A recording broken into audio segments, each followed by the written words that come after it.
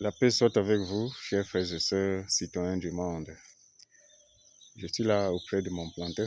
Je compte assassiner ça aujourd'hui.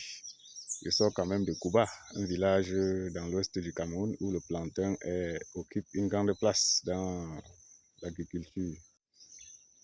Je souhaite que nous parlions ce matin d'un comportement assez surprenant dans l'aliénation culturelle et spirituelle des Africains. Les Africains ne savent pas que que le colonisateur ne peut pas vous berner en tout, vous mentir en tout, vous exploiter en tout, vous commettre tout type de crimes dans vos sociétés et vous mépriser, vous déshumaniser en tout. Bref, faire tout ce qui est odieux dans vos sociétés et sur vous, les colonisés, et quand même vous dire la vérité sur le plan spirituel et religieux.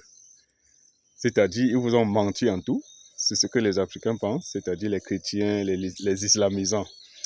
Ils pensent que le colon leur a menti en tout, mais il leur a dit la vérité en religion et en spiritualité. Mais c'est quand même un comportement curieux. Vous ne trouvez pas que ce comportement est quand même curieux? C'est surprenant. C'est même, je ne sais comment qualifier ça. Ton colon évite de te donner la formule pour faire le pain. Évite de te donner la formule, de te montrer la formule pour faire du gâteau. Évite de te donner la formule même pour faire des choses les plus basiques, c'est-à-dire des choses que... il évite même de te montrer comment faire le bonbon, c'est-à-dire des petites choses, mais c'est quand même la vérité sur la spiritualité qu'il va te dire, ce que vous pensez qu'ils vont vous dire dans les grandes chapelles qu'ils ont construites à hauteur de milliards, dans les grandes mosquées qu'ils ont construites et avec du luxe et tout.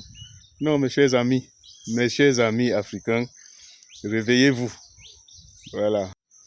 Vous faites là, je m'adresse aux chrétiens et aux islamisants, vous faites là comme une poule qu'on s'apprête à égorger pour manger, mais on se moque d'elle d'abord avant de le faire.